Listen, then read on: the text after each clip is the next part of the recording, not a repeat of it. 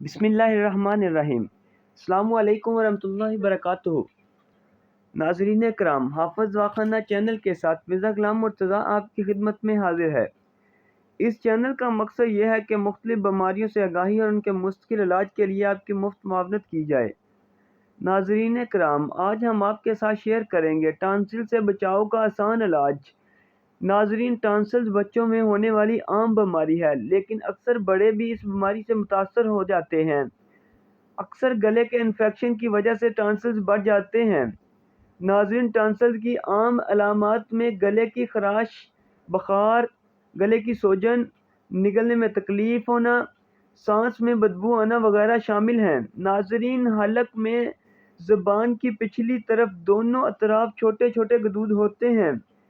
ان گدودوں کو انسانی جسم کا دربان کہا جاتا ہے، کیونکہ یہ گدودیں جراثیموں کو آگے جانے سے روکتی ہیں۔ لیکن ناظرین، بعض اوقات جراثیموں کی تعداد زیادہ ہونے کی صورت میں گدودوں میں سوزش ہو جاتی ہے۔ اس حالت کو ٹانسلز کا پھول جانا کہتے ہیں۔ ایسی تکلیف دہ بیماری سے چھٹکارا پانے کے لیے ہمارا یہ آج کا نسخہ آپ کے لیے بہت ہی کارآمد ثابت ہوگا انشاءاللہ۔ تو ناظرین، اس کے لیے آپ کو چاہیے پست شیریں 50 گرام، شہد 80 گرام، ملٹھی 20 گرام۔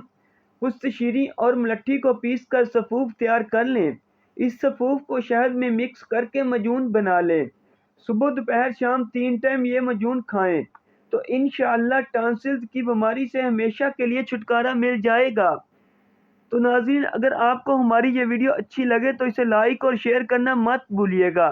نیکسٹ ویڈیو تک کے لیے اللہ حافظ۔